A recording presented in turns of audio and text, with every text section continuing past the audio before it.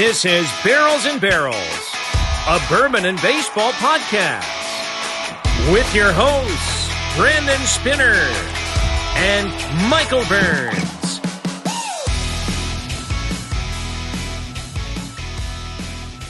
And welcome into Barrels and Barrels, a bourbon and baseball podcast. I am Brandon. Usually I have Michael Burns alongside me, but he is out playing a baseball game tonight. So we're going to have a special guest join us here in just a few. If this is your first time listening, welcome in. Thank you. This is Barrels and Barrels, a bourbon and baseball podcast where we talk high proof and high heat, all things baseball, all things bourbon. You can find us on YouTube. If you haven't already, go hit the subscribe button below. We're at 672 followers coming into this episode, growing fast and furiously. So head on over there. We've got a lot of exclusive content you can only find on YouTube. We've got our Thieves of the Week. That's the best plays in baseball on defensive side of the ball. So go check that out. We just popped one up. Our top 5 Thieves of the Week from last week. That's on our YouTube page. Our top 10 power rankings brought to you by 10th Mountain Whiskey, as well as our Thieves of the Day, or just some random YouTube shorts that we throw up. You can also find us on Instagram at Barrels and Barrels Pod, Facebook at Barrels and Barrels Pod, TikTok at Barrels and Barrels Pod. Email us at barrelsandbarrels@gmail.com. That is barrels, the letter N, barrels @gmail.com. And we're on what used to be Twitter, now known as X, at Barrels and Barrels. Find us on Apple Podcasts, Spotify Podcasts, as well as Google, iHeart, and Amazon Podcasts. Don't forget to hit that 5-star rating. And if you'd like to leave us a review, we'd love to hear your thoughts. Just leave that in. Give us your 100% honest thoughts and opinions. We give you our 100% honest thoughts, opinions on the whiskey we review and our baseball takes. So we'd love to hear the same from you. We're at 20 out of 20 5-star reviews on Apple and 14 out of 14 5-star ratings on Spotify. Last but not least, we've got merchandise for sale. I'm wearing it here on YouTube. You can find the Barrels and Barrels shirt. That is at CharlieMikeNeverWeekend.com. Our friends over there from Charlie Mike Never Weekend. And also, we've got glassware. I'll be drinking out of that. Our special guest, Keith, that you see here on YouTube, he's drinking out of one of the glasses as well. And just in today, literally, they came in the mail today. Finally, after weeks of waiting, our hats are finally in, and we will get those shipped out later on this week. We still have a few available for purchase, so head on over to our Instagram page. We've got that link tree set up in our bio, and that's where you can find the link for that. So without further ado, I'd like to welcome in this week's special guest. We've got Keith Kurlansky. You know him on Instagram at New England Whiskey. Keith, first of all, thanks for joining us, brother. How you doing today? Hey, I'm good. How are you? I'm doing well. Thank you. Happy to have you.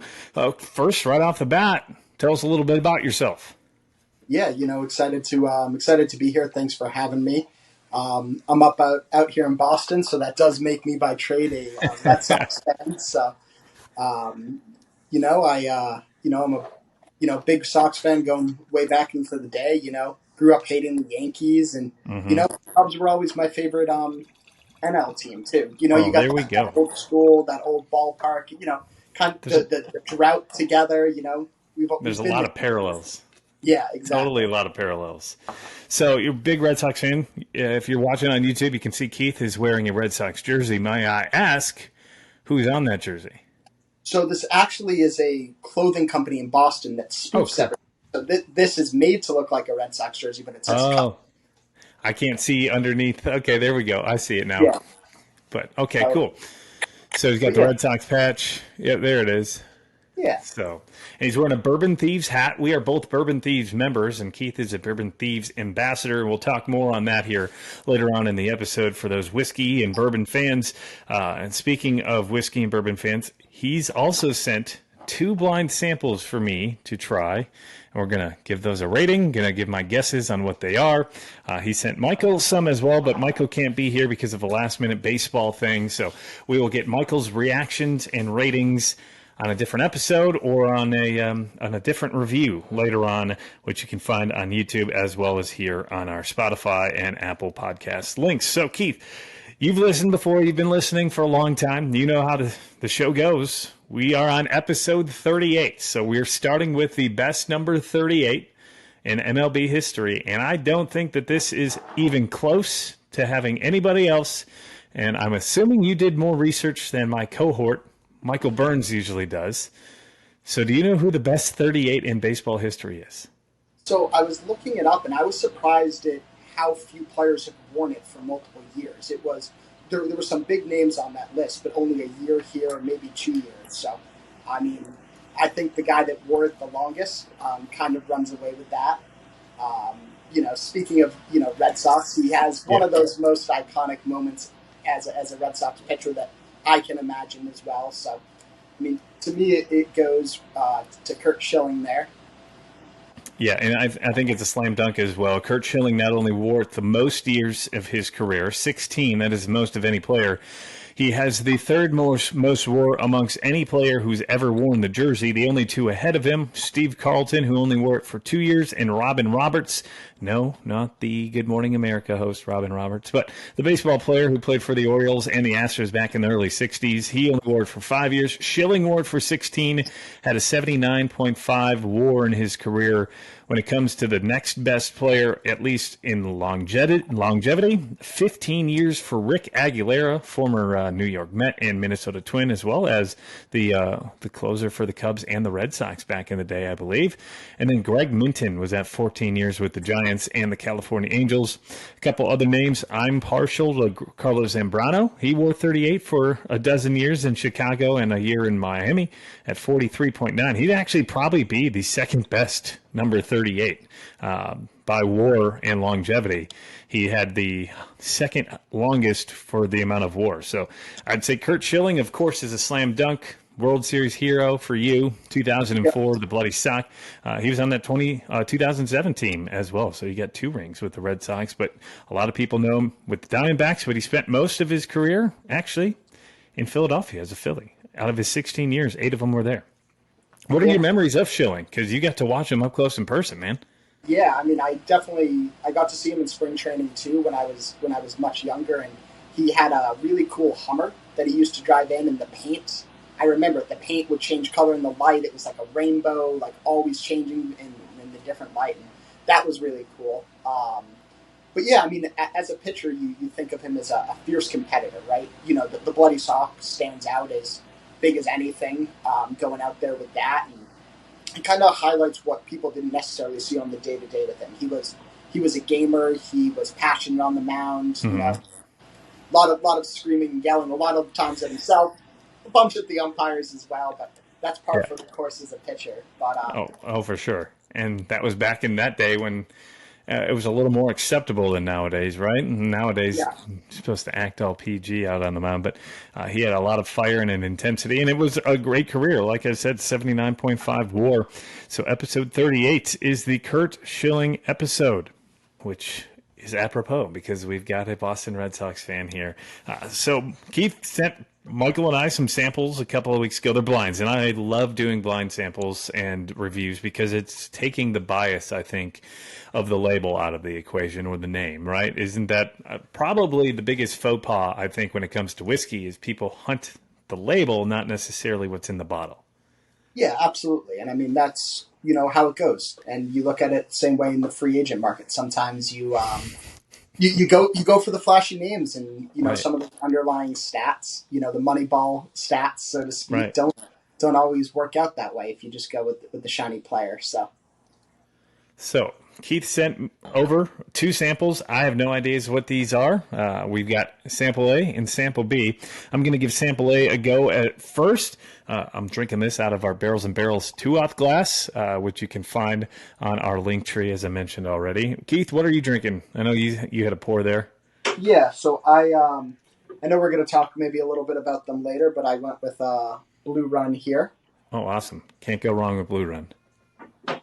Yeah, I'm a big fan of what they're doing. Obviously, they have some big news of their own that recently came out, so that's exciting for the whole Blue Run team, and I'm excited to see where that goes for them too. So. Yeah, and for those who haven't heard, Blue Run did acquire Molson Coors, I believe the whole company, right? Yep, I believe so, yeah. So they're going to be putting out, be in charge of, for those who also didn't know, Coors Brewing Company actually was creating some whiskey as well, which is actually pretty good stuff. Pretty new to the scene, I believe, 4-year, 5-year. I tried a blend from Will, who is Whiskey Chronicles out in Seattle, he sent me a blind of that a couple of weeks ago, and it finished in. He sent me 6 samples. I think that was the number 2 pour out of the 6. So it's worth it. I think it's around $40-$45. So congrats to Blue Run. If you haven't heard already, go give them a holler. But yeah, cool stuff there. So right off the bat, I got a sweet candy nose on this to me. It's like a caramel creme brulee with some of that, like, I like to call it like a gobstopper sweet tart type of deal. It's got almost a little bit of orange to the nose to me. Like a citrusy caramel almost, and I think I get a little bit of cherry out of that as well. Obviously, you know what this is, so Yeah. you're like, oh, no, Brandon, you're totally wrong. But I mean, that's the whole fun of that side of it. So right. While I give this a little sniff and sample it, you tell our listeners and viewers how you got into whiskey, what your favorite whiskey is, or what your go-to pour is on a day-to-day basis? yeah, I mean, it really started for me during COVID. I was sitting here playing video games and realized if I'm going to be stuck in the house, I can't really be drinking 12 beers without being able to hit the gym at all. So, I turned to something that you can drink and eat, and I tried a couple whiskeys and really got into it. I got pretty lucky with my first couple bottles. I think my first 3 bottles were a Weller Antique 107, a Stag Junior, and a Blanton's. So, wow. I mean, all Buffalo Trace, which is kind of where it started. Tater. No, I hear you. Yeah, it was just, I kind of walked into the corner liquor store and, back then they were just sitting on the shelf, buy as many as you wanted. So I bought 3 of each, gave the others to my brother and one of his friends on the Stags. And, it really, started that journey. And obviously I'd moved on from just Buffalo Trace products, as you can see behind me. It's got quite the collection. Yeah. I was building a new shelf before we jumped on this too. So Always expanding. Yeah. That's what and you think you have more space and you buy more bottles, and then you realize you have to build a new shelf again real soon. So yeah, I just did an audit myself, and I have way too many. I think you did one recently as well. Do you care to share how many bottles you own? So when I did that count, it was at 375 exactly. It is now I don't feel as bad. It's grown since then too, so we're probably closer to 400 now than 375. But out of that, about 185 of them were open. So, yeah. Just about half of my collection is open, which makes bottle killing so hard because you sit there and you have so many different things that are open, and it's That's how it is with me. Yeah. Well, and you don't want to bottle kill either, because some of the stuff that you have and you're ready to kill, you're scared you're never going to have again, or you don't have a backup. I always like to get a backup before I kill another bottle if it's attainable. Obviously, single barrels, you're never ever going to recreate that, but the closer you can. So I've got a couple that are literally on their last leg. I think both of these Bardstowns behind me literally have like just a drip or 2 left, ready to go. So right off the bat here, when it comes to this is a warm pour. I'm gonna guess probably 115 to 120 on the proof. It comes out with some spice right up front. I think that there's a higher rye portion to this. I would say that the second ingredient in this is a rye, if it's not a rye whiskey itself. I'm leaning more towards, because of the sweetness on the nose, that it's a bourbon, and the rye itself is probably 25 to 30%. That would be my guess. Obviously, this is all blind. I get some cinnamon on it. There's some pepper to it, but also I get a decent amount of oak out of all of this. It's a very good and delicious pour. I would probably say this is close to an everyday player, if not an all-star. I've got to do a secondary thought on that to actually give this my official rating. And for those of you who are just joining us, we rate our whiskey on a baseball rating scale, which goes from Hall of Fame, that's the top of the top. Second is all-star. Third is everyday player. Fourth is bench, and then finally it's a DFA, which means you're cut off the team, just like the Cincinnati Reds cut Luke Weaver today off of their rotation. It's a sad day for baseball bettors everywhere. Ain't that the truth? That was an easy over and an easy win for the opposing team when it came to the Reds. Actually, it wasn't really easy because there, at some point he was like an 8.8 ERA, but the team themselves were 9-1 in his starts. But every game went over. Yeah, I'm going to go everyday player on this one. I think that this is very good. I think the one thing that doesn't take it to the all-star level is I do think that there's a little bit of that rye spice that would probably take a little bit away from it, at least in my mind. I could be totally off base here on this one. I have no idea what this is, but I'm going to guess that this is higher rye, and I'm guessing this is probably 115 to 120, maybe 125. Who knows? It could be even hotter than that. But it doesn't overpower you, I don't think. I think that there's a good heat to this for the pour itself. It's there. It announces itself, but very good. And it coats the glass very well. And it's got a pretty, I like the sweeter candy-ish nose, so I'm going to jump all over that. So your proof point is right there. It's 115.9. Okay. So you're right there on that. It is not a rye, though. I don't know if you want to sample the second one first before I tell you what they both are, or which way you want to do it. But your proof point is right there. Okay, well, let's sample the other one. So that's not a high rye at all, or a rye? No? It is not a rye. Nope. That's a weeder? Oh, my. Yes, it is. It is a weeder. Oh, my. So 115.9. What's a WLW? It's up there, but yeah. We did do 2 Bourbon Thieves picks, so okay. Bourbon Thieves have not done a WLW pick. So. I don't think anybody has. I mean, I think we'll do one if the opportunity comes. Oh, 100%. Okay, this is... So on the nose, and I'm drinking this out of our Barrels and Barrels Wisdom glass, which is also for sale. This has a lot of legs, man. This almost looks like honey dripping down a jar inside the glass. So there's a lot to this. The color itself, to me, I'd say it's like a walnutty. Also, my light in here is not the greatest, but I'd say it's more so walnutty. It's got a little yellow hue to it, but on the nose, it's way different. Wow.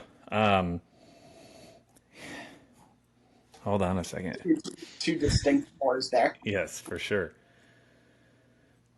Almost like an appley. It's going to sound weird, but like nail polish remover and apple is what I'm pulling from this on the nose. It's not like, it's going to sound weird, but I also enjoy the smell of nail polish remover. So growing up with 2 females by myself, but it's got some funk to it. That's for sure. This almost has like a dusty kind of nose to me. Like this makes me think it's an older, and not older as in age, but back in the day kind of bottle where it was, for those of you who don't know, a dusty is like one that's got dust on the bottle, right? That's been sitting on the shelf for years in your grandma and grandpa's basement collecting dust, and the cork itself is shriveled because it hasn't been touched in eons. That's the kind of funk I get out of this. Almost, man, there's a little earthiness to it, but I don't think it's overly earthy. I think the other nose is sweeter if I had to choose between the two, and I think I like A better than B when it comes to the nose, but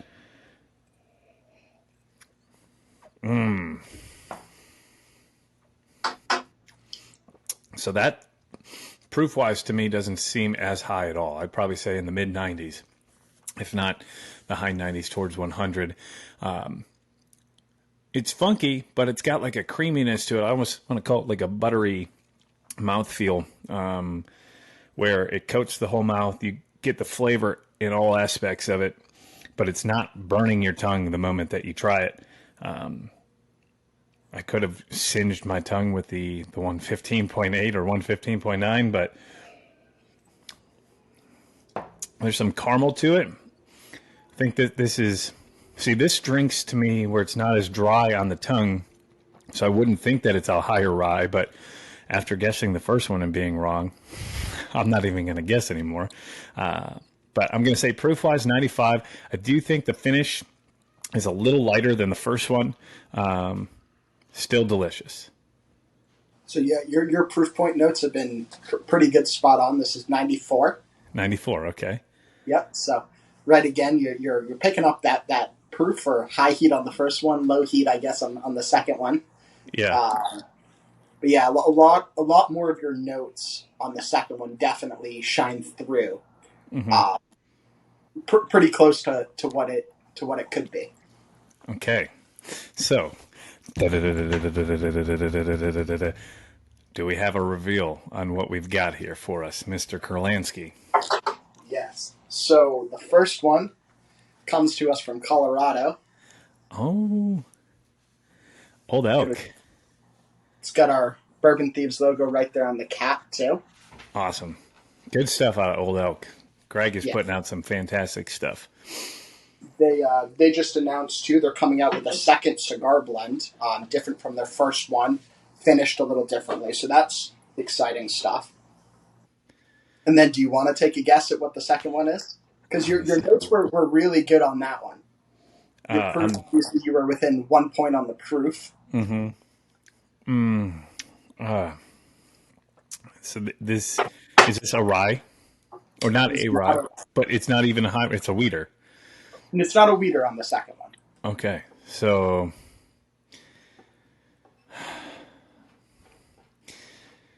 I don't. Just let me know it. Let me see it. Because you were pretty spot on with it being, an older name. There it is. Jack Daniels.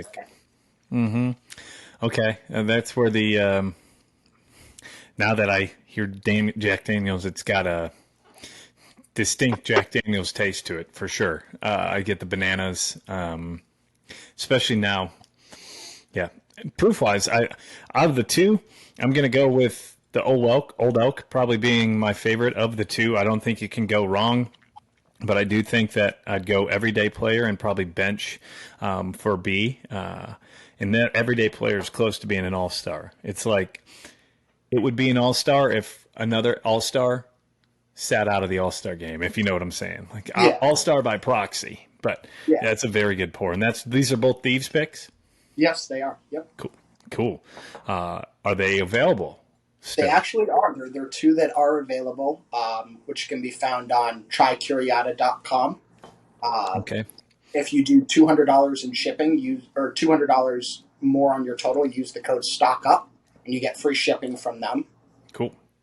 And you've got a code for, we were talking about Blue Run earlier, so Thieves did another pick with that, and this is the first Blue Run Thieves pick, right? Yeah, it's the first Blue Run pick ever. So we were the first ones to be able to do a single barrel selection with Blue Run. So this is the first ever one, and it's on pre-sale right now only. So if you go to CO Box, you can find it there. If you go to the link, it's going to show is coming soon. But if you click that and enter the code BT, all capital letters, VIP, that'll get you in early access to that before it hits to the general public. Awesome. So go check that out. I will have that here in the description of the episode as well if you're looking for that. So head to Seal Box. And what was the other one if you were looking for the Old Elk or the Jack Daniels pick? Those are on Curiata. Curiata? Okay. Can you spell that for our listeners and viewers who are hearingly challenged? Yeah. And if I spell it correctly, spelling is not my strong suit. Should be CRU. Yeah, I don't know if I can spell it. Just look in the bio below, and I'll have it in the description, whether that's on Spotify, Apple, or YouTube, if you're interested in purchasing. Boy, that Old Elk is delicious, man. I haven't had something from Old Elk that I didn't like. Jack Daniels is kind of hit or miss for me. Number 7 is, of course, number 7, but the Bonded was okay. This has, I think, a lot more character than the Bonded itself, and there's, like I said, a little bit of a mustiness to the nose to it comparative of the two. So yeah, you were spot on. You were talking about, like the funk from your grandparents' house. So obviously Jack has a long, one of the longest standing recipes and histories out there. Oh, for sure. Who doesn't know Jack Daniels, right? Even if you don't drink, you know who Jack Daniels is or what Jack Daniels was. So again, thank you for passing this on. I hope Michael enjoys these, and I can't wait to test Michael on what these are. So I'm going to tell him he can't listen to this episode until he's actually tried these. Most of the time, Guys, he doesn't listen anyways. All right, we're going to mix it up a little bit. This is an addition into the podcast. Keith is not with us because this is recorded after Keith and I originally recorded this evening. But Mikey joins us for a few minutes here, fresh in his Braves uniform because he's a traitor. And as we look ahead, we're talking bourbon. So Keith and I just did this blind review. And we're going to hop into the rest of the Bourbon and Baseball podcast without Michael here in a second. But, Michael, you're going to do a blind review of A and B, which Keith sent over to us, both blind. You're going to give us your notes, your nose, your thoughts, and what you think the proof is, what you think the whiskey is. Is it a rye? Is it a wheat bourbon? Is it a rye bourbon? Is it a high malt bourbon? What do you think that this is? So let's start with A. You've got that in your whiskey wisdom glass. Wisdom glass I got here. Oh, wow. Right off the nose for A, I get spicy, like a rye right away. I do get like a caramel, though, out of it, but the rye really hits my nose strong. Alrighty. It smells like a high rye kind of guy. High rye kind of guy. High rye kind of guy. Let me take a sip here. Get into. Swirl that around. Tastes a little weeded. Though. Excuse me. Huh. It's all choked up. It was so good. Still, I do get that caramel. I do get a good amount of oak on this guy. But the fact that it came through sweet like a weeder makes me wonder if it is a rye or not. It's funny knowing what it is now, but and knowing your thoughts and your it's really choking him up. It is. I can't handle it. I'm on drugs for an inhaler after coughing through last week's episode too. Proofage wise, I want to say this is like 116 proof. Okay. It's a higher proof. This is no syrupy pull here I'm doing. This is no 90, 92.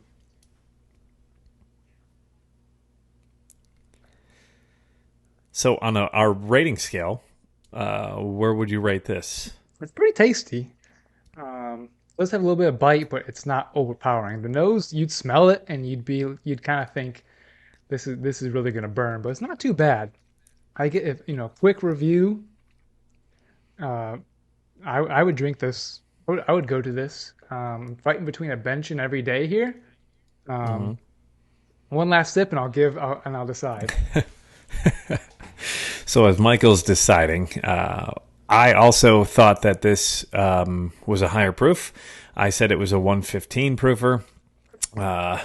So that was what I thought. And this comes in at 115.8. Michael Burns. So on our rating scale, what do you think it is? I thought it was tasty. I thought the proof was nice. It didn't smell like it. Look how crooked my freaking bill is. Oh my gosh. He's wearing a Braves hat, folks. Yeah, that's why they've been number one for me for the last how many weeks. I'm getting paid. But this I would give this an everyday player. I would go to this. It's got a nice oak to it. It's got some sweetness. Can't decide. I want to say it's a weeder. Is that your final answer?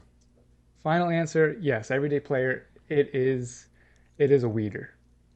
It is a wheated bourbon. It's an Old Elk wheated store pick by the Bourbon Thieves, coming in at 115.8. I thought that the nose was actually better than the palate, but we are both right on the money. Let's go, baby. Let's go. I thought it was a rye up front at first, and then I was like, and it ended up being the weeder. So we are both in line. I rated it an everyday player, as you may have heard earlier in the podcast, but I said it was on the edge of an everyday player who potentially becomes the all-star when an all-star drops out of the all-star game.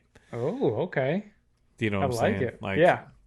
It's on the fringe. He's not necessarily an all-star, but he gets the all-star nod because another all-star decided to leave.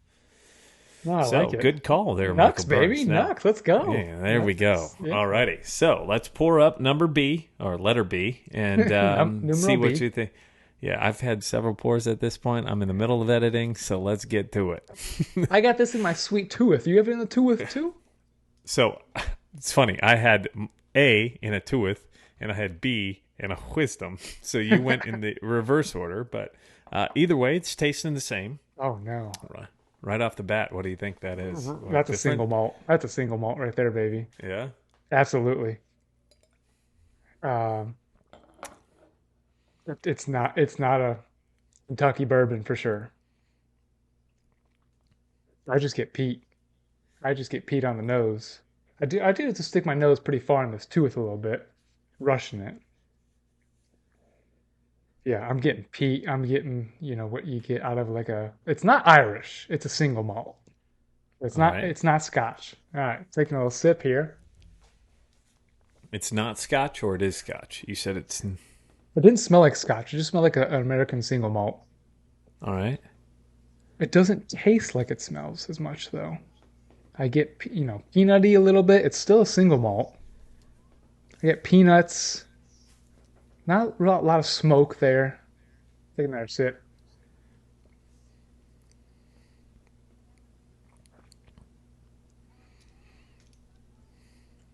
I don't know. It's pretty peaty for me. It's not super peaty, but the flavor is more peaty than it is oak. Proofage wise, this is lower.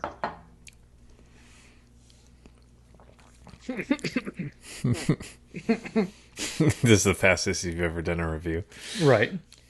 I'm trying to pull it all together. I would say this is like a 104. Okay. 104 proof at the most. And I don't know. I'm fighting. I'm fighting to see if I would enjoy this further. Would I buy a bottle of this? Probably not. It's a little peaty for me.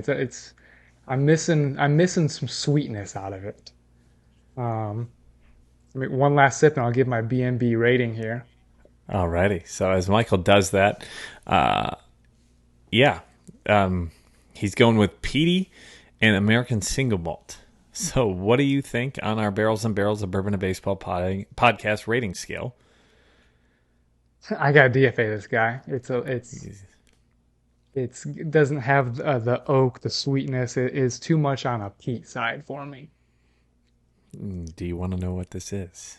What's the proofage? 94 proof is where this runs in. So you were 10 above. And this is not an American single malt. This is a Tennessee whiskey coming from Jack Daniel's Distillery. This is a single barrel, 94 proof barrel pick from the Bourbon Thieves. This is Jack Daniel's? Jack Daniel's, single barrel. Wow. And I think I rated this an everyday player, if I remember right. Really? There's no peat to it at all. It is all Tennessee whiskey. And it is higher malt. It is 12% barley, 8% wheat, 8%, rye. But yeah, there's no. That's that barley that I'm catching there. Then, man. For the record, I said a 95 proof, and it had some funk to it. Yeah, good job, man. It does have some funkiness to it, doesn't it? It does. Is that especially Jack going Daniels? from one to Jack Daniels? Yeah, there's some funk to it. Think about like the old age of Jack Daniels, like the same recipe. What I thought it smelled and tasted like a dusty to me. Yeah, like something that's been sitting in your grandparents' cabinet for the last 35 years. I mean, even like I burped it up a little bit, and it was just. I didn't think it was that bad. Well, I'm breezing through this thing. If I would have tried this at the store, I wouldn't have bought it. Right. So that's I understand that. Of the two, they're very drastic in my mind. Very much, very much. I mean, I wouldn't be surprised if Whiskey Advocate gave this number 1. You know. It is not the Bonded. I thought it was better than Bonded, to be honest. Did you? Yeah. Personally, but okay. To each their own. But Michael Burns going with an everyday player on the first one, which is an Old Elk store pick, or I guess barrel pick from the Bourbon Thieves. Very, very good. And number 2 was a Jack Daniel's 94 proof barrel pick from the Bourbon Thieves. They are both still for sale, as we mentioned earlier on the podcast, and you can find that link in the description below. Thank you to Michael for joining us for this quick 5-second segment. Thank you, Brandon. And then Keith and I will get back to baseball talk right after this. So, moving on, without further ado, we are both a part of the Bourbon Thieves. We talked about a couple of their picks, the Blue Run pick coming up. But the Bourbon Thieves, we're a community. It's basically a whiskey community amongst friends. But as an ambassador, can you tell our listeners and our viewers what the Bourbon Thieves actually are? Yeah, so like you said, we're a community within a community. Obviously, the bourbon community is fantastic on its own right, and there's a lot of great people that are out there, and there's a lot of groups within the bourbon community that focus on friendship and talking and having fun. That's really what the Bourbon Thieves are about. We're a group that was founded by a group of different people from all over, right around the COVID time as well. And they just wanted to get together, get on video calls. We were all stuck at home, so let's do something fun, while we're trapped at home. And that's really where the Bourbon Thieves were born from. We're very anti the secondary market, is really our big thing. And, we try to do what we can within the community to help each other out. That's giving, advance notice, like we know of a drop coming at a certain store in a certain area. So we let people know, and, we do what we can to help each other out. And we do weekly calls, we jump on videos. We have weekly calls sometimes. Yeah. I mean, sometimes you never know. We might do a few a week. There's no rules. We have a Discord chat, and we're all in there, and we're pretty active throughout the day. And we just hang out and talk and, talk bourbon, talk whiskey, and talk everyday life, too. It's not all bourbon whiskey, but we're a community within the community that supports each other. Yeah, my favorite part is probably the community aspect of it, but also like the helping other people out. There's an ISO group. If you haven't been on Discord before, I would call it a social media network in a way, but with different branches to the network itself, where you can have channels and like different thumbnails, or not thumbnails, but like tabs on a computer. And in each tab, you could have something different. And there's, hey, I'm looking to trade for this bottle. I have this bottle available, or I'm in search of this bottle. So if you run across it, would you let me know? If it's not something that you want, I'd gladly pay you exactly what you paid for it. So, and not only that, but the support, like, hey, I need help with this, or hey, like you said, we call them den calls. I jump on, try to every Thursday.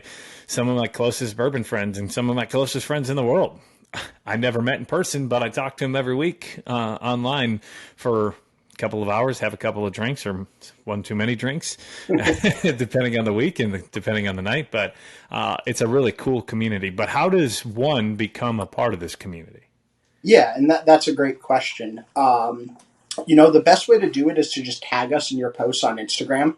I was always using the hashtag as well, but now the new Instagram algorithm, you can't necessarily search by the most recent hashtags, so it's become much different or much more difficult to pull out members that way. But definitely tag us in your posts, and we notice we have a group of ambassadors, and we're in there on different days of the week, and we notice the people that are constantly tagging us. Engage with other members too. We have a channel where someone can nominate you. So we take those nominations and we look into them. And if you're tagging us, it's a quick intro, and we give you our code of conduct. And if you agree to everything that we're doing and you sign on, we go from there. Yeah, I'm telling you guys, if you're not part of the Bourbon Thieves and you're in the bourbon community, you need to join, or at least try to join. Be supportive. It's a supportive group. It's a fun group. We're all good people. Waking up to a good morning text from everybody every day. You'll probably get 20 or 30 of those. And you can turn off your notifications if you want or whatever. But it's a great community to be a part of. And I'm happy to be a part of it. I'm honored to be a part of it as well, because it's, in a way, it's an invite-only kind of group, right? So in order to be invited, you got to be, like Keith said, you got to hit the levels of the code of conduct and all of that and be supportive. And I tell you what, man, the bourbon community itself as a whole is probably one of, if not the most supportive community I've been a part of. Yeah, I mean, definitely. And I think, one thing too, talking just about the Bourbon Thieves community too, that we didn't really touch on is it's free as well. So if you get invited, it doesn't cost you anything. There's no obligation. We've done cigar picks. We've done, barrel picks. You're not required to buy anything. You're not required to do any of that. Just you're required to engage with the other people in the chat. That's all we ask. And that, that's the reason you're there, right? It's a social group. If you're not talking to anyone, what's the point of being there? So it's all about, that social life and doing that. And like you were saying, it is such a supportive group within a group. And, I had a buddy I posted about that was in, a pretty bad car accident. And I went out there in the den, and the support that I got, and people still messaging me to check in on my friend and everything like that. It was a couple weeks ago, and people still remember about that, and they're still checking in to see how his progress is doing and things like that. And that's, you might not get just if you're in the Instagram world and making posts about your bourbon, you maybe lose some of that community single-handedly. There's some great people out there that'll talk to you, but, you get the people within the Thieves, and it's more personal. Yeah, and if you're going to head over to any of these bourbon events, there's probably going to be a thief there in one way or another, whether that's Bourbon and Beyond, Kentucky Bourbon Fest, Grains and Grits, or any of the local community. We've got one here this weekend that I'm going to try to go jump to. It's the Bourbon Baron Ball out in northern Kentucky. So thieves are everywhere, and it's thieves in a good way, not thieves in a bad way. And Bourbon Thieves, and part of the reason why we do Thieves of the Week in a baseball realm, because a thief in bourbon is stealing from the barrel, but in a good way to try the whiskey. A thief in baseball is someone making an incredible play. So speaking of baseball, let's jump right into that. We always use trivia. You've got a trivia question for me, as I've heard, but I want to give you one as well. I'm going to go first, and then I'll let you try to stump me, because you're probably going to stump me. This is why I asked the questions and not answer the questions. But my trivia question for you. You're a Red Sox fan. I had to make this Red Sox themed, and I hope you get this right. In 2004, of course, the Boston Red Sox snapped their 86-year drought of World Series failure, right? They won in 4 games versus the St. Louis Cardinals. Who scored the game-winning and World Series winning run in Game 4? I'm trying to remember. So, let's see. We had couple big hits. I know Derek Lowe had a big hit in that game. I believe it was the bases loaded. It was almost a grand slam, because I bet my parents if he hit a grand slam, I could get a dog. My parents, you could see their faces being scared as that one went deep out into the wall. I'm trying to think of who would have been on base for him at that point, because I believe he was the winning pitcher. Which he was in every clinching game, I believe, in 2004. Probably someone towards the bottom of the lineup, that means. I'm going to guess, because I don't 100% know, but I'm going to guess Mark Bellhorn. Mark Bellhorn is a good guess. Former Cub, switch hitter, played third base for those teams. It was actually Johnny Damon who led the game off with a home run. And the Cardinals lost 3-0 to the Red Sox. So without scoring a run, that leadoff home run is the clincher. So Johnny Damon is the final answer and the final guess and the answer to that question. So time for you, Keith, to try to stump me. And it's going to happen. So I don't know. I mean, I did bring this question up to my fantasy baseball group chat that's pretty active. And although, granted, they had 11 people that got to guess on it, I did tell them that if they got one wrong guess, they were eliminated from guessing. So the question is, there's 5 combinations of fathers and sons that have combined between the father and son as a total to hit 500 or more home runs. Can you name the 5 father and son pairs to do it? So the Bonds boys, the Griffey boys. Father and son. I'm going to go with the Guerreros. Yep. So there's 3 out of 5.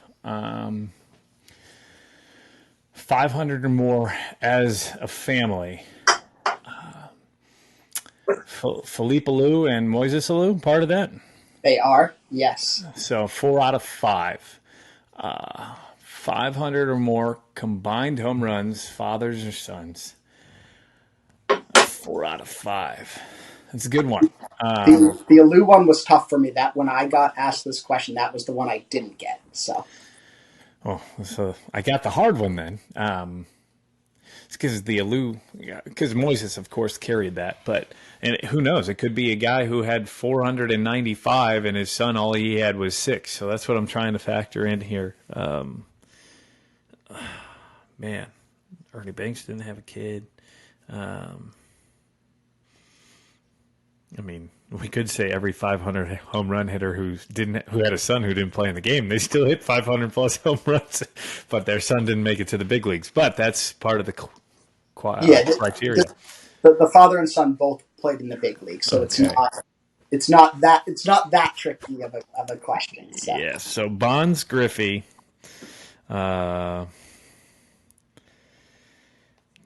Guerrero, Alou. Man, this fifth one's stumping me for some reason. I'm trying to think of all the dads in the baseball world who played and their son have played. Bo Bichette and Kevin Biggio, their fathers didn't hit 400 plus, and they're not even 100 in their career. I'm trying to think of who. Is it an active player currently? It is not currently an active player. Okay. Well, although technically he might still be getting paid from a team, but he's not. He's not on an active roster. Okay, he won't be batting this year. So, okay. You know what? I'm going to give up at this point, just to give our viewers and listeners no more wasted time. But so who's that fifth daddy-son duel? The Fielders.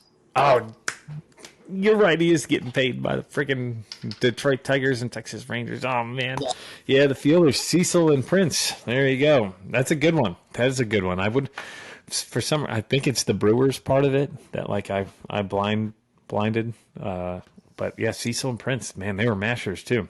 Oh yeah, that's a great question. I guarantee you, Michael wouldn't have gotten 3 of them. Yeah, I tell you, the Alous were difficult, but obviously there's a Cub roots a little bit there too, so that probably why that one kind of resonated with me. And part of that was also because of the Alou family has generations of baseball history. And I believe Philippe's brother played, and I think Moises had a brother who played. That they weren't as great, but that family's just historic. And Moises was, I think, near 400 in his career, so it wouldn't have taken a ton for his dad to reach that threshold. Cool. Well, we've talked baseball with trivia and Curt Schilling, but you're a huge Red Sox fan. I want to focus more on the AL East, which until the last week and a half or so has been one of, if not the best divisions we have ever seen. I do think in the last couple of weeks it's started to lose its shine, personally, as a non-AL East fan. But so the AL East standings probably aren't anywhere what a lot of people thought they were going to look like at this point at the beginning of the season. We've got the Baltimore Orioles atop, and then in second place, the Tampa Bay Rays, then the Toronto Blue Jays, the Red Sox, and then the Yankees. Right now, your first thoughts on the AL East. What do you think? Yeah, I mean, it's definitely, way different than you would have thought. Baltimore was, had a ton of young players and a ton of great prospects, and really none of them have come up and missed so far this year. Right. You had Colton Cowser, who was really the only prospect that's come up that hasn't exactly shined for them this year. I know he got sent down last week, but he wasn't getting a ton of playing time, so that's not really fair to say that he's bad or anything. But everyone that's come up has just immediately made an impact for that team, and that I thought they could be in it, towards a bottom wild card if everything went right. And Grayson Rodriguez struggled out of the gate, so if you saw him getting sent down, you wouldn't think that Baltimore's leaving that division. So I think that's probably more surprising to me to see them at the top, especially with how hot Tampa was to start the season. Yeah, they were ridiculous. 20-2 or something like that to start off? Yeah, and a lot of people will look at it and say, well, I think the Yankees being at the bottom is, more surprising. And yeah, no one saw the Yankees finishing, last. And I know we talked a lot preseason, and you put the Red Sox in that bottom spot. And it's not like the Red Sox and Yankees are separated by a ton of games, so it's not the Yankees are locked into fifth place in the division. So, those are two really big surprises: Baltimore at the top and the Yankees at the bottom, for sure.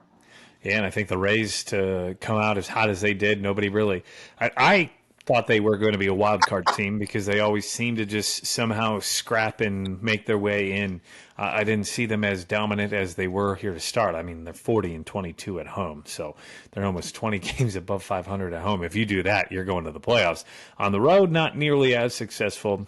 But as of right now, as of this recording, Baltimore 74-46, 2.5 games ahead of the Tampa Bay Rays. Then Toronto, who I think could have probably, in my mind, the most well-rounded roster of the division. They were my choice for the division winner just because of the way that young core was a year older, right? They made the playoffs last year. They got that experience. At the point, Alek Manoah was a Cy Young candidate, right? Like, that was Michael's pick for Cy Young. He was top 3, top 5 last year in that award. You would have expected him to make the next jump in his third full season in the big leagues. But they added Gausman last year, I believe, Chris Bassett in this past offseason. Their pitching, to me, probably is the scariest when it comes to a 3 to 4 man rotation, especially if they've got Ryu back healthy. They've got Jose Barrios, who used to be the Twins ace 3 years ago, and then Kikuchi, who's like a number 5 that anybody would take as the number 5 on their team. So you make that a deep, and if for some reason Manoah does decide to pitch like Manoah, you've got 6 deep as a starting staff, and then you're rolling out that one of the scariest offenses. If they were firing on all cylinders, they have a hard time scoring runs in clutch moments. But, I mean, I said at the beginning of the year, find the hole in that lineup. Yeah. I mean, you have the corners kind of covered with Belt and Chapman, and they've been, Chapman's not as he was the first 2 months of the season, Right. but he's still hitting really good. And I mean, you have, Bo Bichette, who potentially could be fighting for the title. I mean, he's on his first rehab game today. It was supposed to be yesterday, but it was rained out. So Yeah. You got him possibly coming back this weekend to that team, and he's at the top in hits. So, I mean, those are tone setters. With Springer hits leadoff home runs as good as anyone, and then you have Bo that can just come on, get on base, and then followed up by Vladdy, whose power numbers are a little bit down this year. Yeah. Compared it's a little perplexing. Yeah, which is probably different than they were thinking. But, I mean, the team's still hitting around them, so you're putting those guys on base. And if you're on base, you have the opportunity to score a run, and that's the important thing. So. Yeah, and you've got Kevin Biggio, Whit Merrifield, who is playing all over the field. He's been in left field more recently, but he can play second base. They have like 7 second basemen. And Dalton Varsho, who's a great utility guy. He plays anywhere, catcher, second base, outfield. Kevin Kiermaier can go and get him. So defensively, they're pretty good outside of Ladd, who's kind of been their weak spot at first base. But that's a lineup that I think if they get right, that's a team that's kind of, in my mind, a sleeper the moment they make the playoffs, right? Because all it takes is 1 or 2 of those pitchers to get hot, and it's going to be hard to beat. Yeah, and I mean, that they have a really good bullpen as well. So, I mean, in playoffs, times have changed. You really just look for your starters to go 5 solid innings, and you turn it over really to whatever starting pitcher get bumped for an inning or 2 here or there. And you really put an arm on that bullpen, and they have one of the better ones out there that could be going. Yeah, they certainly do. And as a Cubs fan, I saw that in front row in person last week when the Cubs went to Toronto. I do want to boast this as a Cubs fan. Do you know that the Cubs are 9-6 versus the AL East this year? So that's the one team that they've lost 2 to. I saw in person, and that was the Red Sox. So tip my hat to you, yes. But currently, the Red Sox are 10.5 back, so the division probably out of the question. But the wild card, they're 3 games back, and they're in the hunt for that. And then the New York Yankees, for as lowly as they've been, they're still at 500. But they're on a 4-game losing streak coming into tonight. As I look at the scoreboard right now, they are losing 2-0 in the bottom of the 8th to Atlanta, so more likely to lose their 5th in a row, fall under 500. This is the latest that they've ever been in last place or at 500, I believe, since 1995. That's 30 years of, and that's probably why you said that's one of the surprises is they're in last place. Right. And I mean, you've looked at a couple of the rosters, in the last couple of years. I mean, you're not throwing out Derek Jeter and some of their big names that they had, the Pettit days and everything like that, where even if the rest of the roster wasn't fully there, you knew they were always going to find a way to compete. And they don't really have that name. Judge was hurt for a while, and their record with and without Judge are, extremely different. Yeah. Giancarlo's average is, not quite the Mendoza line, but it's down there in the twos. I think it's even lower than that, or at least it was the other day. I think he was 198 last I checked. He may have gotten a little bit better, but yeah, he's not been great. Anthony Rizzo, after the head injury, which we're just finding about a week and a half ago, Giancarlo is at 203 now, so he's much better in the last 2 weeks. He must be batting over 300, but his OPS plus though as a whole is 99, so that's right at the league average. So it's not like he's been a negative, but you expect more from him. 18 home runs, and that's really all he's provided because he's got 45 RBIs and 52 hits. Josh Donaldson hasn't been great. Rizzo obviously is out, but he wasn't himself. LeMahieu's missed some time. Volpe hasn't been what they expected as a rookie. He's been good, but he hasn't been the Rookie of the Year candidate that everybody thought. Catching position, which was a strength last year with Higashoka, as well as Trevino. They've had injuries as well as ineffectiveness there. And then in the outfield, Bader was great for a while. He's been hurt. Aaron Hicks got cut. And you've had Judge, as you mentioned, on and off of the IL. So a lot of inconsistency. I didn't think that Cashman did enough. Honestly, I wasn't as high on the Yankees this year as other people were, just because I didn't think in the case that Judge got hurt that there was enough around him. And that's what we're starting to see this year. Yeah, and their pitching staff has had a lot of injuries as well. Some personal unfortunate circumstances as well with one of their pitchers. They didn't have a ton of depth in that rotation, and Severino's been really hit or miss, and they were really counting on him to be his.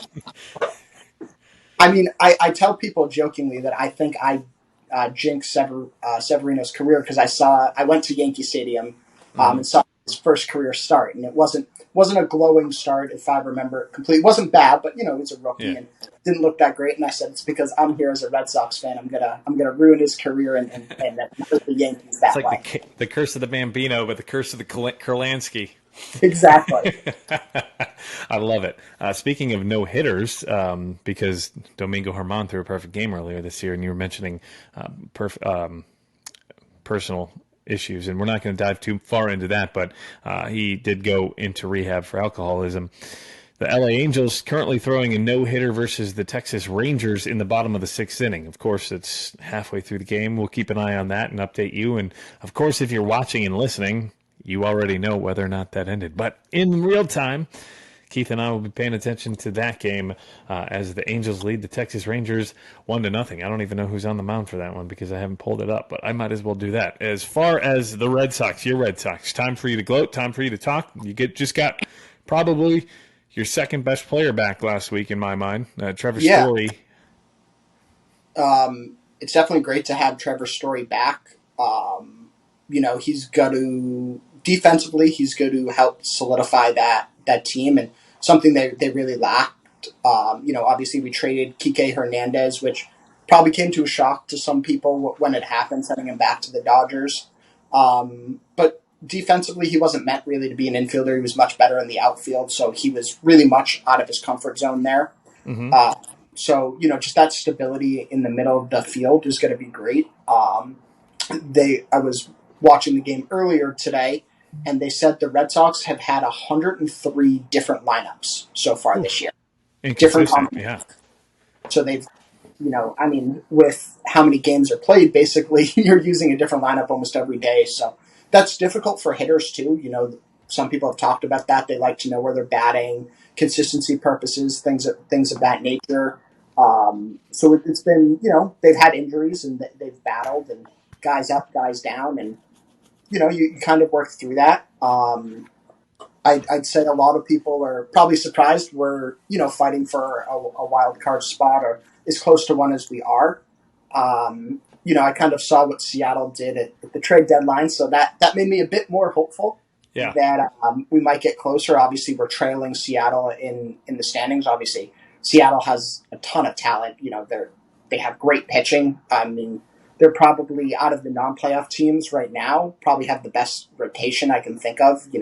George Kirby doesn't walk anyone, and you have that in a playoff game. You're going to have to hit to get on base versus him. And Castillo, who, striking out guys like crazy. And, they lost Robbie Ray to start the year, too. And you think about how good that rotation, could have been, too, with him in there. So, the Red Sox are there. They're going to have to find their ways to battle. They were losing 2-0 in this game, a couple solo shots, and they got a big home run to tie it up. And then, they served up a couple home runs and are sitting down 6-2 right now to a team that they should beat, but one of the better teams right now in the last couple of weeks in Washington. That record overall can be a bit deceiving for them, but they've been playing really good baseball the last couple of weeks. And 17-13 in the last 30 games. So a much better team than you see on paper and see on the standings.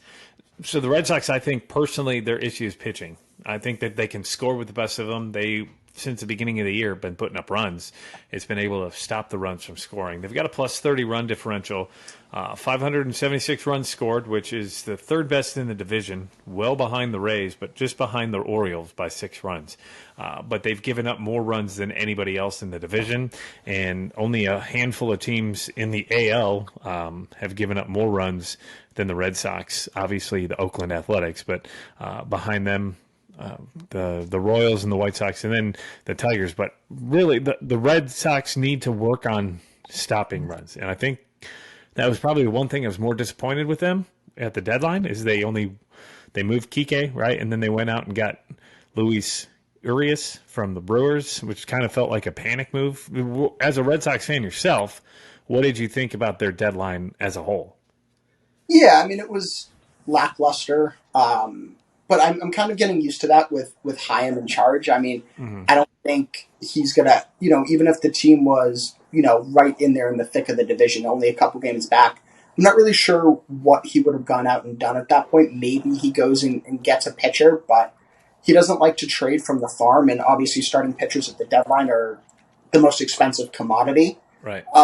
So it'd be tough to judge and say what he would have done. I mean, it was weird picking up Urias. I didn't really see it or understand it, especially because at that point, Story was rehabbing and was close to coming back. And Pablo Reyes, who's been playing really well for us this year, and we have a couple other platoon guys and a couple other guys in the system that could have come up. So it was an interesting addition. He's looked pretty good for us, so better than I would have thought he would have been, and he's flashed it, with Milwaukee before. I mean, he's shown he has some talent, so. Well, he was a top prospect with it the was Padres just an interesting overall move that I didn't expect. Yeah, it definitely was an interesting move for sure. And speaking of interesting move, you mentioned the Seattle Mariners. They are ahead of the Red Sox in the wild card, not by much. They've played very well here since the second half of the season started and since the All-Star break. They are 64-55, a game up on the Red Sox as of tonight. They currently lead the Royals 4-3 in the top of the fifth. That series has been quite good, actually. 2 extra inning games between those two teams. I found myself, I'm even wearing a Mariners hat because they were my World Series pick at the beginning of the year. As you mentioned, it's that rotation, right? Castillo, then you go Kirby, Gilbert, you got Bryce Miller, Brian Wu, and the guy that Dave just called up. His name always escapes me. He pitched last night, but he's one of their top pitching prospects. There's 6 pitchers, and they're missing Robbie Ray, as you mentioned, and then also Marco Gonzalez just went out, who was a veteran leader in that rotation. So their pitching, I think, stands amongst the best. They are neck and neck with Toronto Blue Jays as the best ERA in all of baseball.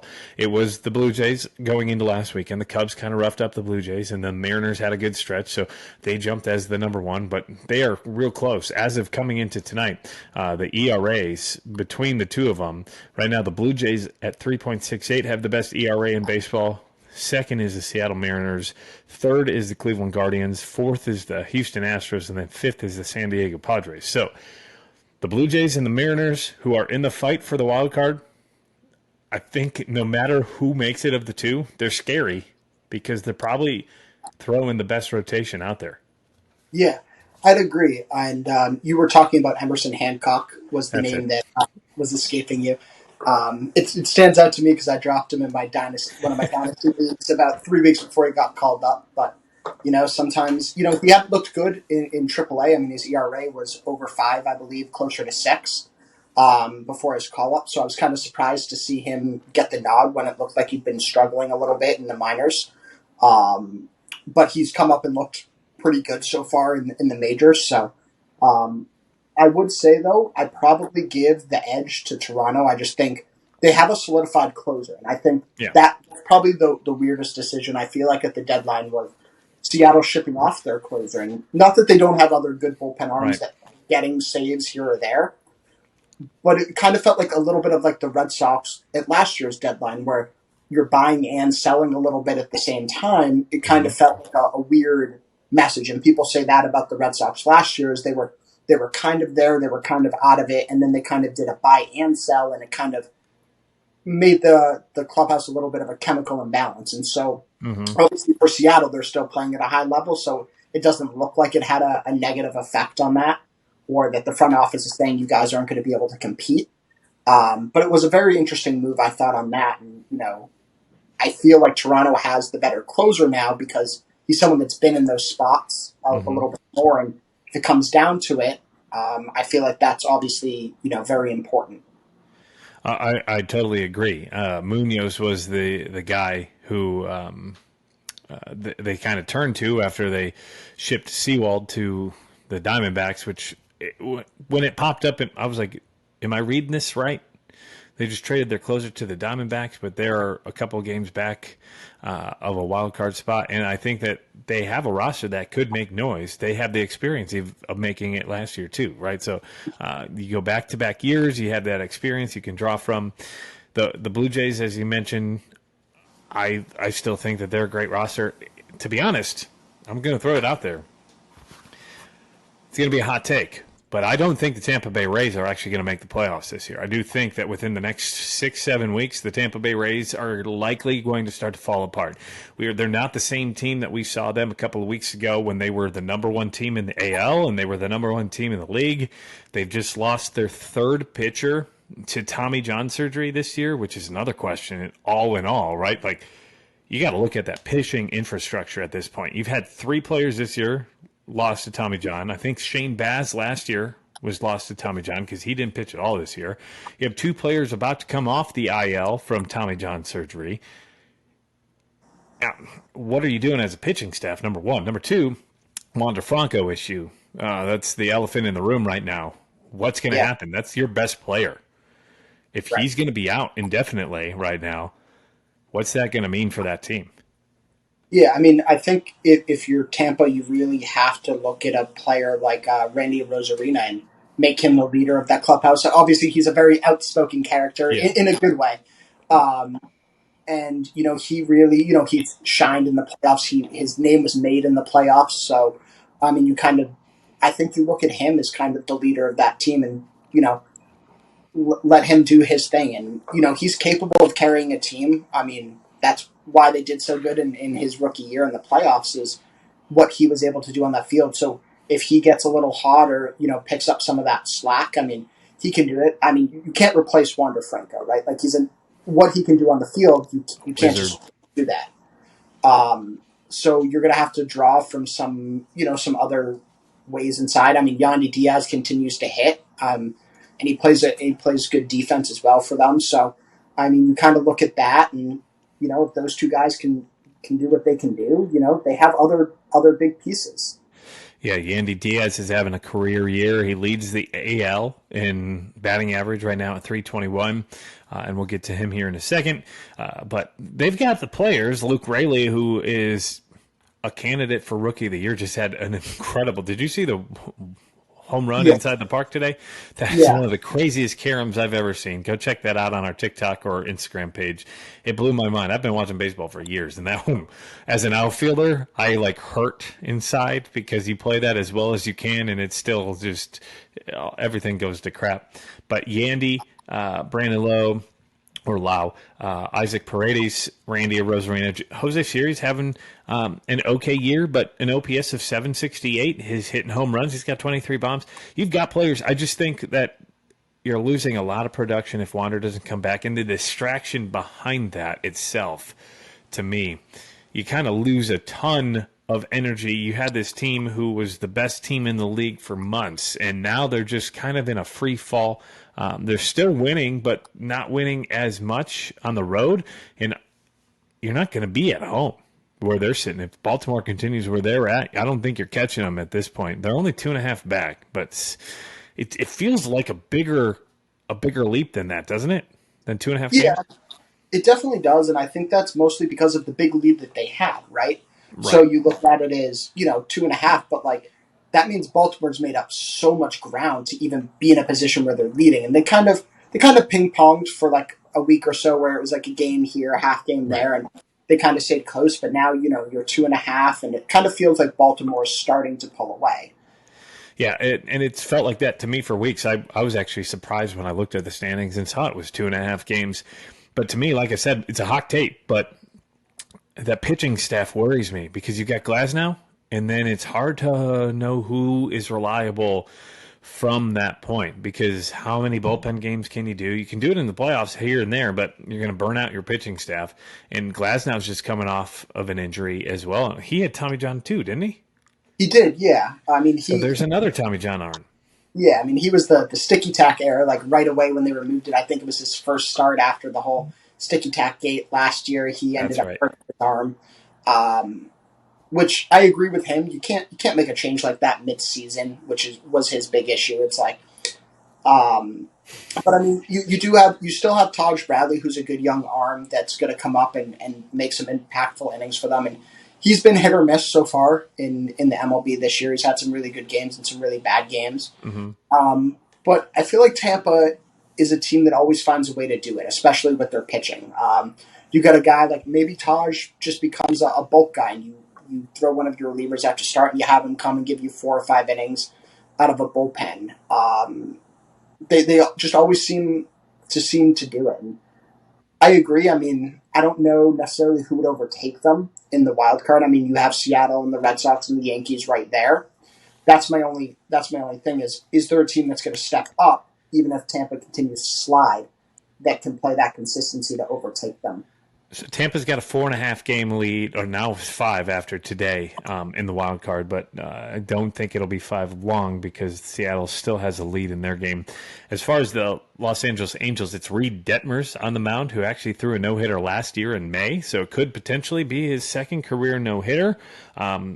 Reed Detmers, I got to see him in person once, and that was when he was with the Rocket City Trash Pandas, AA affiliate of the Los Angeles Angels in Huntsville, or I guess it's Madison, Alabama. That's right in Michael's backyard, literally. Michael could walk there. I think it's the Mariners that could overtake them. They've got a 5-game lead over Toronto and then 7 over Seattle, but it's hard for me to think that Rays team is going to be able to hold it together. They've already started to just come back to the mean itself.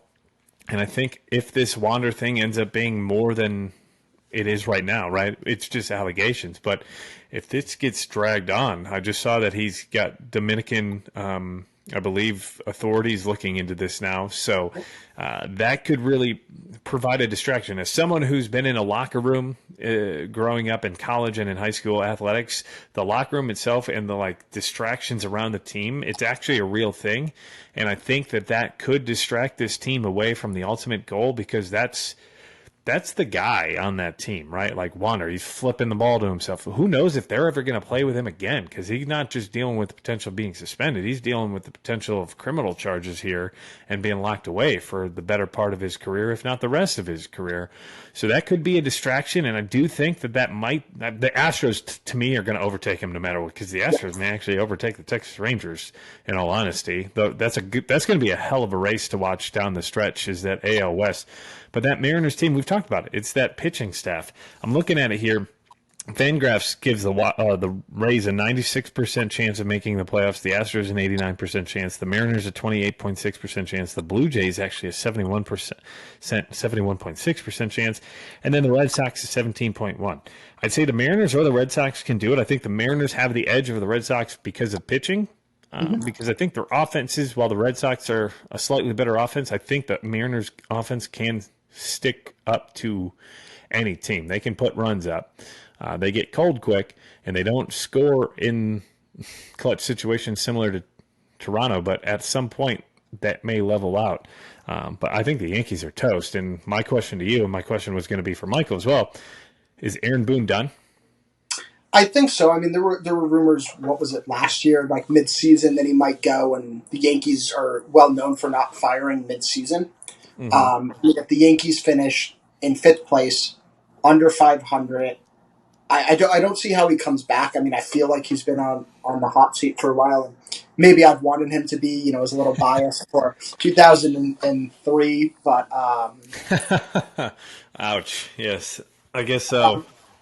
But I mean, it just it doesn't seem like the team's clicking. And I really this year I don't think it's his fault. I mean, I don't think any manager, even if you take Joe Madden in his prime, who did Houdini tricks with the Right. Devil Rays back then, could have put this team in a playoff team.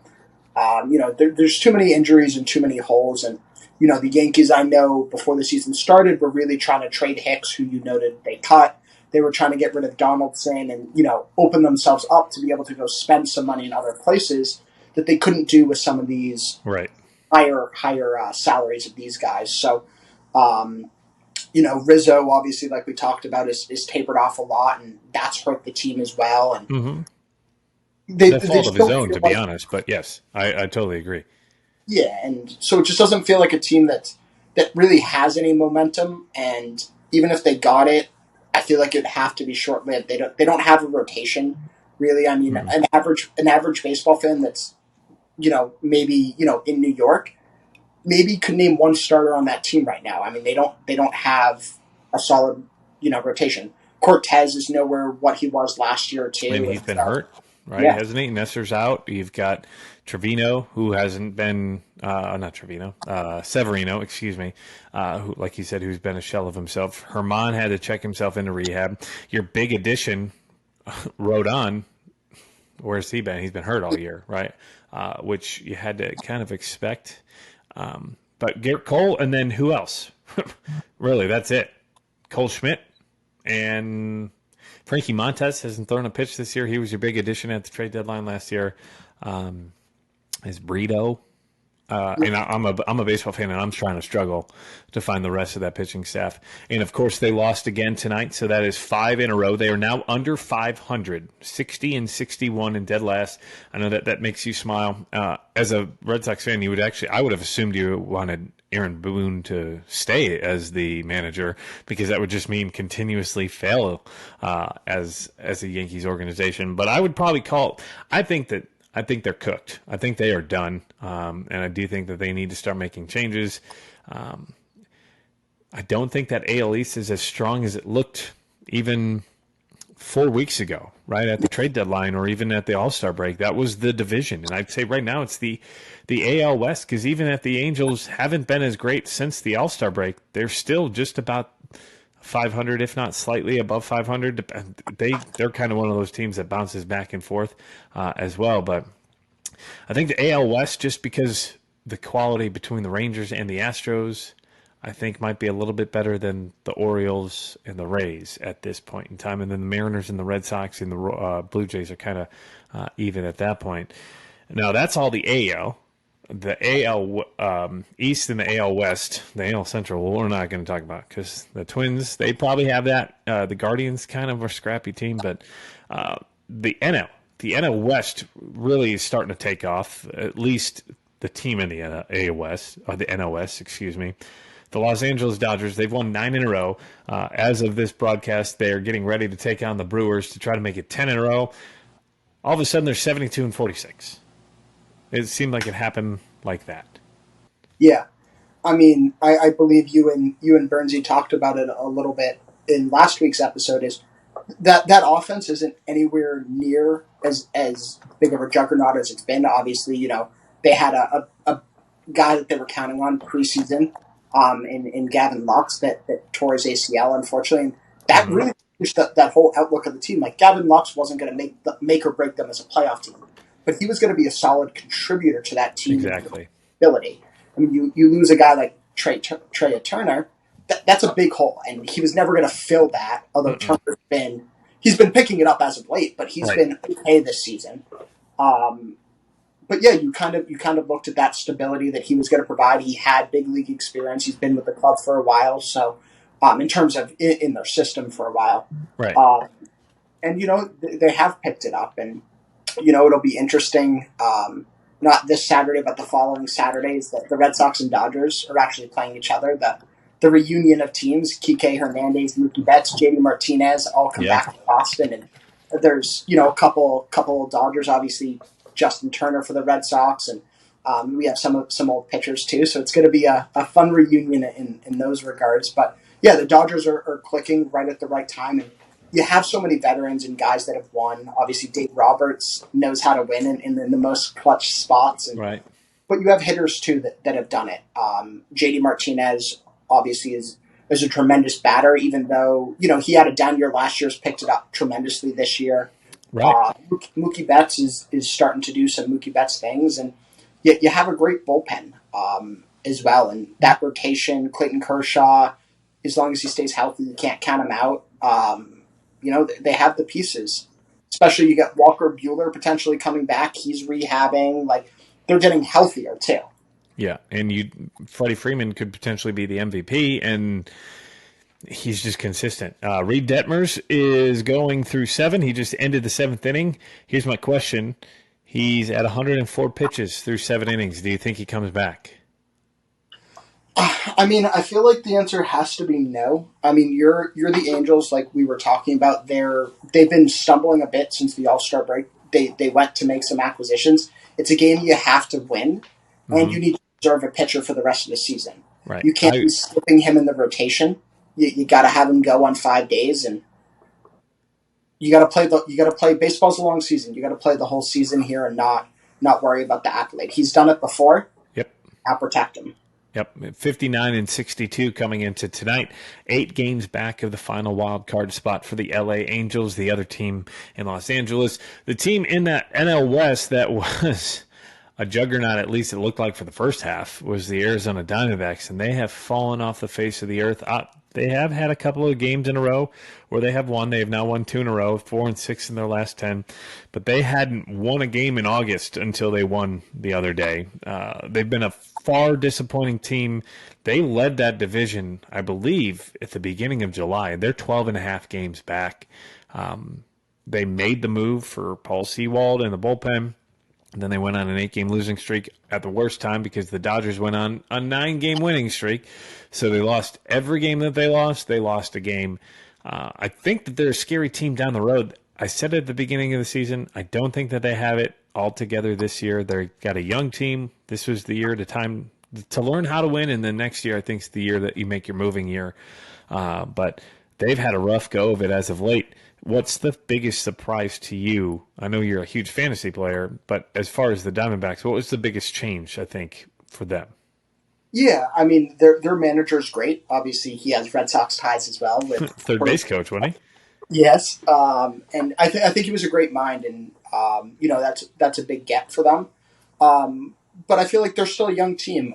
They don't have a ton of people on that I look at that say has that playoff experience.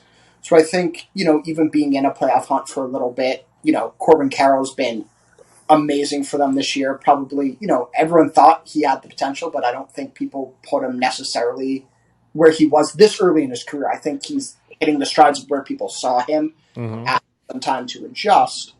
So I feel like that's a big step forward for them.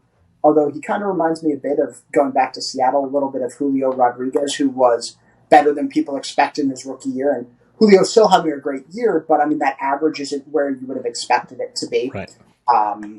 He looked fantastic last night. I think he had 4 RBIs and a couple big hits for the team. But, I see a lot of parallels between them. I think maybe trending a year earlier than they anticipated. And, they made some moves to try to do it. And I think they can learn from this experience. But, they had some issues too. I mean, not that you expected Madison Bumgarner to win the Cy Young this year, but you cut him earlier in the season who wasn't doing anything for you. So, I mean, there's still some things to that team that I think they're probably an arm or two away. I know you and Bernsey have talked about his last name, and I can't pronounce it any better than you guys could with Padif.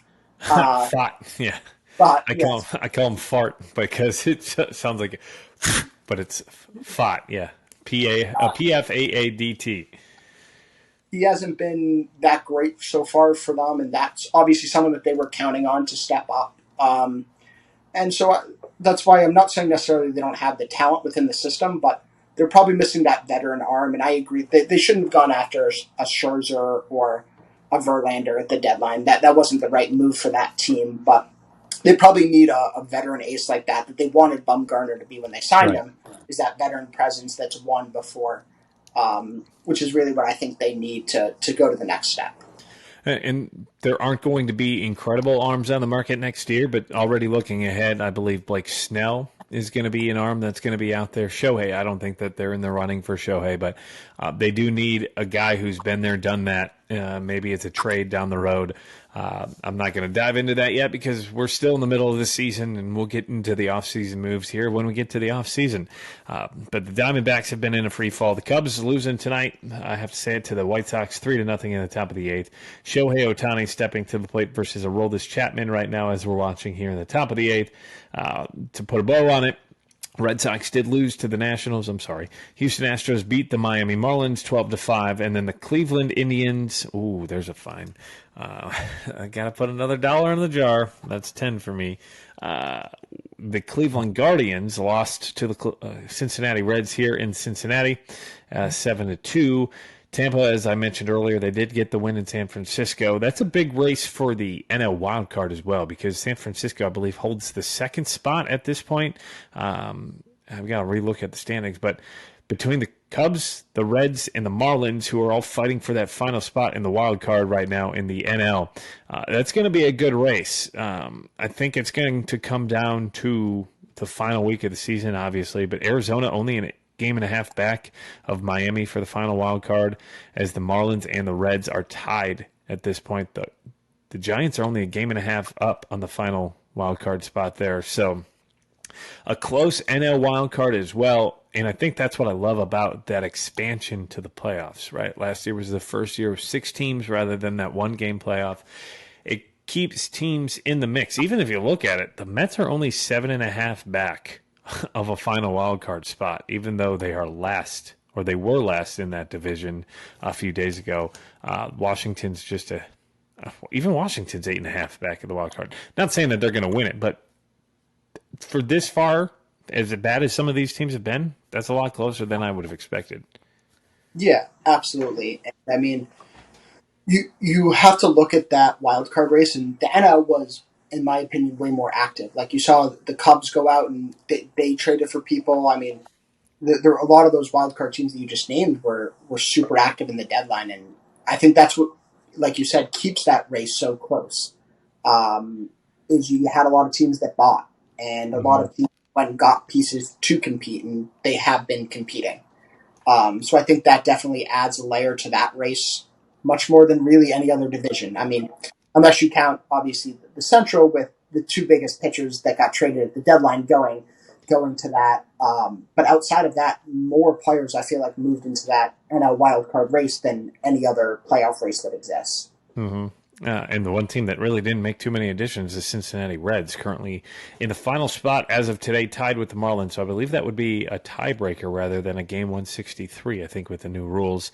And I think that the Reds would take that. I'm not 100% sure. I think it's head-to-head. And if it's 3-3, I think it goes to your divisional record.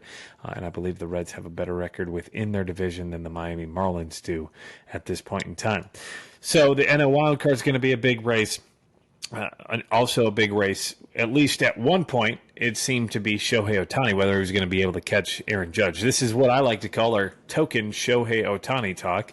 I I don't think the Triple Crown's as much in reach as it was even last week. Last week we thought it was a chance, as you talked, Burnsy and I. He's now down to 5th when it comes to batting average, so it's going to be a big hurdle to jump, especially if Bo's going to be back within the next week or two, because he's above him. You got Yandy above him, and 2 other people have now jumped above him. Home runs, he's going to win by far, unless he gets hurt. Luis Roberts, I believe, 10 home runs behind him. But RBIs, he's now behind Kyle Tucker and Adolis Garcia by 7. So I think the Triple Crown, probably not. But is it still, to you, the best season ever played by a player in MLB history? Yeah, I mean, I don't think there's any way to argue that. What he does on the mound and, what he does at the plate, it's just, it's hard to beat. There's no reason why he, shouldn't be getting MVP and Cy Young votes on both sides of it, and he should take them. And it's just been an incredible year. I mean, you don't see that every year, and I feel like you always see players play their best season when they're impending free agents. They seem to find a different level, but I mean, the contract that he's playing for is far different than any contract we'll ever see again. So I mean, yeah, it's just all around it. It's doing things that have never been done, and probably the only reason the Angels bought. There was talks that they were buying to try to show him that they're willing to go for it, but I don't feel like he's coming back to the Angels, regardless. Not even anymore, if the playoffs, unless they went on a deep playoff run. I thought it was a foregone conclusion that he was going to leave. But I mean, he's doing things that we've never seen before, and you're going to see people try to emulate. And regardless of what they do, I just don't know how anyone else stacks up to what he is doing. Agreed, 100% in full. But he still hadn't. Real quick, right now, off the top of your head, where do you think he ends up next year? I mean, I really think a lot of it really depends on how the free agent market shapes out with other players. I feel like it's going to be a slow-moving free agent market next year, because I feel like everyone's going to be waiting for where does Shohei go, and a lot of other names are going to kind of sit in limbo because teams that have the financial ability to go for him aren't going to go for those bigger names right off the bat because they need to save the money. I would have said the Mets had they not sold, obviously, Verlander and Scherzer. And obviously they kind of came out and said the team isn't competing next year, and that's kind of what we were told. That's why we waived our no-trade clause. The New York Yankees are going to be at the top of the list going for him. I feel like it's going to be the Dodgers. I feel like it's going to be West Coast. I mean, Shohei really didn't have interest in the Red Sox or Yankees when he was first coming up. He wasn't really interested in the East Coast. I know he probably is at that point where maybe he wavers on that because he's more concerned about winning and playing in playoff games. But if the Yankees and Red Sox finish 4-5 in their division, even though they have the money to spend, I don't think that makes them runaway contenders for him either. So, I mean, I feel like he stays out west. The Dodgers have the money. The Dodgers always seem to be the team to do it. I mean, maybe San Diego makes a couple trades to free up some salary cap and some salary space, and maybe they go into the running for him. Obviously, Machado was going to come off the books. He re-signed, so he stays. Soto could come off the books for them. So I feel like it could be them and the Dodgers, and I feel like that could define that division for a couple years. Maybe even the Giants go for it too. So. I would say that I think it's the Dodgers, the Giants, the Mariners, and I'm going to throw the Cubs in there as a wild card team just off the bat. The Cubs were runner-up. A lot of people don't realize that he was going to go to the Cubs if it wasn't for the fact that the NL didn't have a DH at that point in time. So he ended up going to L.A. And speaking of L.A., the Angels did send Reed Detmers out to go for the no-hitter. And first batter of the 8th inning, Marcus Semien, base hit, and Detmers is now pulled from the game after one pitch in the top of the 8th inning. So he's done. The no-hitter's done after 7 innings. Tip of the cap to Reed Detmers. Well done, sir. But a pretty good game out in Texas as the Angels and the Rangers are playing. It's a big game for the Angels, honestly, of the two teams.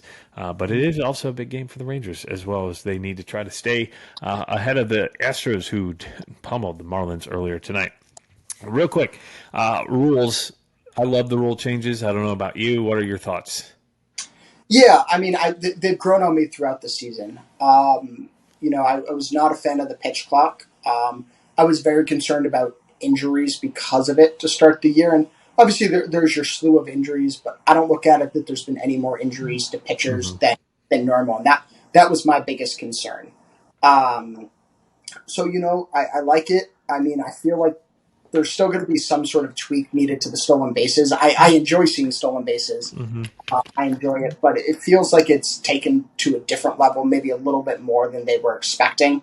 So I feel like maybe there's some tweak in that. But, overall, it's been, really good. It's positive for the game. The games are faster. There's still pitching gems. There's a few more runs being scored. And, your average fan wants to go and see, runs being scored. They don't like pitchers' duels as much as I feel like they would have back in the day. So, I mean, it's been a positive as a fan of the game that obviously cares about the game and wants to see the game's longevity. I feel like it's been positive in drawing interest in, and the attendance and the viewership's been up across the boards, and that's the important thing. So, Yeah, and you mentioned attendance. As of today, if you were to compare the first 1,801 games in baseball to the first 1,801 games of baseball this year to last year, there's a 4,618,000 attendance bump, which averaged to about each game about 2,500 fans. But if you were to think about that as a whole, that's $100 a fan. That's a lot of money. It's 2,564 times 100. You're looking at 200,000 additional dollars just on the ticket alone. And I'm not just looking at money, but still, I think the interest is there. Every team except the Brewers, ironically, because they're down 1,900. They're about even. Same with the Dodgers. The Dodgers are 598 less fans this year at this point compared to last year, which who knows, it could be a bad weather day or they just had too many games in April. But really, there are three teams who have less attendance, and those are teams that are kind of up the track. The Nationals, the Rockies, and Detroit Tigers. Every other team has more fans this year than they did at this point last year, and that's even including the Oakland Athletics, who last year still stunk, but this year they've already had about 10,000 more per game. 1,000 more per game more than they did last year, of this difference of 76,000. So it's up all across the board. I think it's good for the game, the new rules, personally, and we'll get into that after the season as the whole podcast. But I do think that there's more people involved. I do also think that it's better competitive teams from teams that weren't competitive in the last year. So Baltimore, Cincinnati's, Pittsburgh to start the year that was the talk of it. Other than the Rays, the Pirates were the class of the NL for the first month. And other teams like Texas, even Texas in the last year and so has made a big jump. So I do think the rules are making a big difference with attendance. I like the action, but I still think people like the pitcher's duel when they get the pitcher's duel, right? Or at least the other day, the Mariners-Baltimore Orioles game, I think it was Saturday night, was one of the best games of the night. That went into extras. George Kirby went 9 innings, didn't give up a run, but I was on the edge of my seat the entire game. He didn't even get the decision because they lost in extra innings, but I think it's the pace, right? As someone who's been in multiple games this year, I feel like the games move faster, but you don't notice it until the end of the game. You're like, oh, damn, the game's already over? Yeah, and I was listening to the Red Sox broadcast earlier, and they had a couple ex-players in the booth, and I don't remember if it was Kevin Millar or if it was Lou Merloni that said it. They were both in the booth tonight. And they said, I honestly kind of forgot that the pitch clock was there. I don't even really notice it anymore unless there's a violation. It's become second nature. Like they were, they're obviously color commentaries. And so they're focusing on it and they're watching it at every point of the game. And they said they've even kind of forgot about it.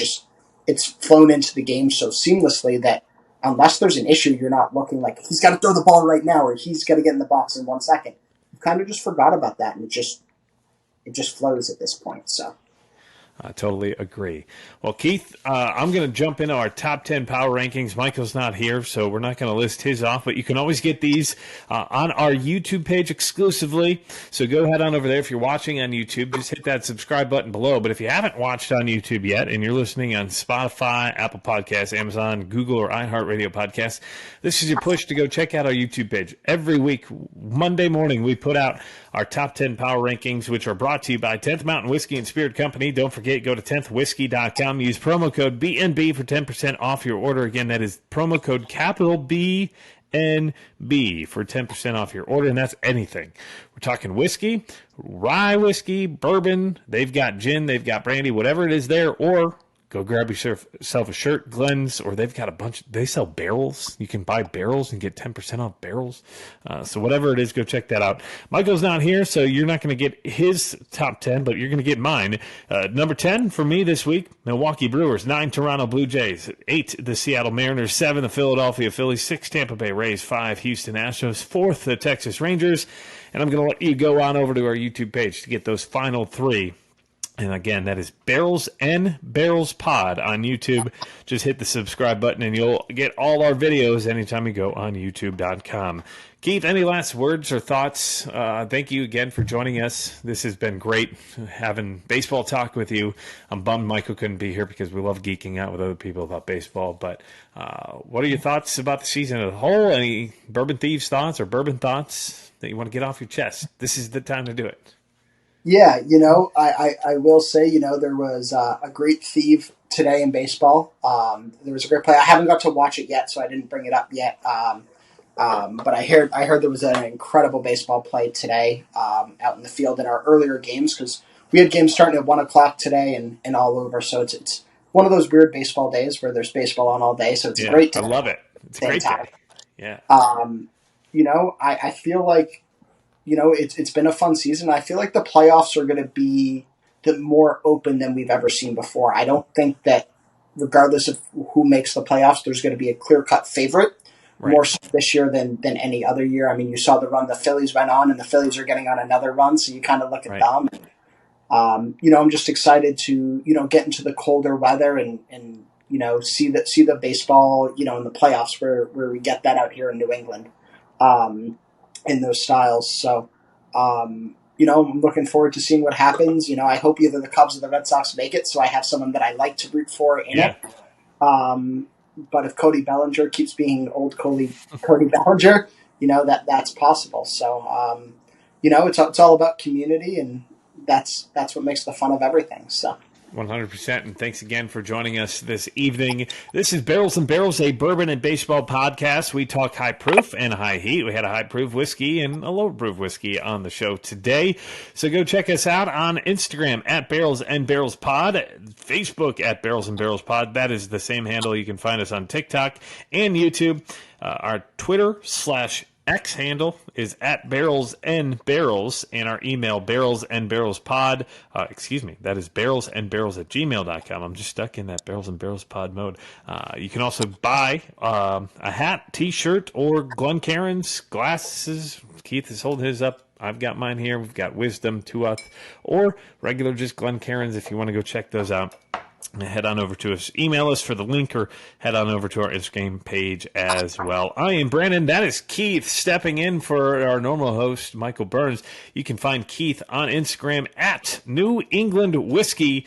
So go give him a follow. Tell him what you thought about his pinch hitting is what I'm going to call it tonight. He pinch hit for Michael Burns tonight on Barrels and Barrels. Keith, once again, thank you so much for joining us tonight. Last thing. Go listen to us on Apple, Spotify, Amazon, Google, or iHeartRadio podcasts. You've listened before. Do you know how Michael ends this show? I don't believe I can remember how he ended it. I was listening earlier, and I didn't quite get to finish the episode. I was trying to remember it.